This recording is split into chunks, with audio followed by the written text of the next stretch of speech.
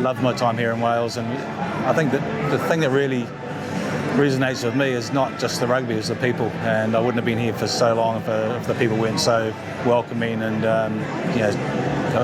sort of home away from home, really.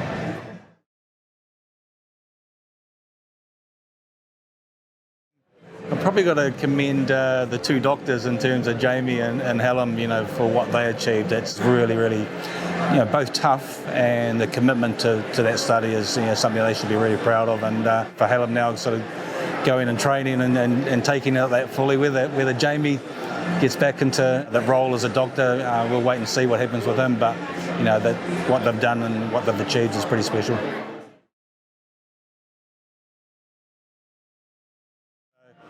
For guys now and being able to do professional sport or play sport and then be able to study, I think is it's great. It's great that you can have those sort of relationships with both the university and with rugby clubs. It's fantastic.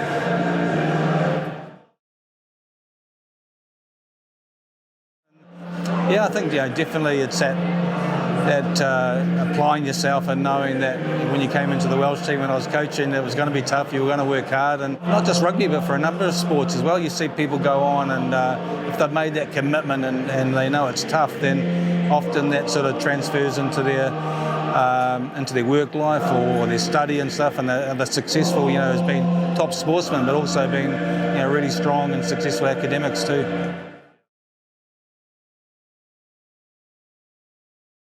Just want to congratulate the students that have done the hard work. It's an honour for me to receive this fellowship. But there's some people who've put in some pretty long hours, and I think the last year or two has been incredibly challenging for a number of people. So for those people receiving their degrees tonight, just go enjoy the occasion. That's often that was the advice that I gave to young players who came and played here for the first time. It's you can't coach experience. Just go out there, enjoy the occasion and reflect back on afterwards.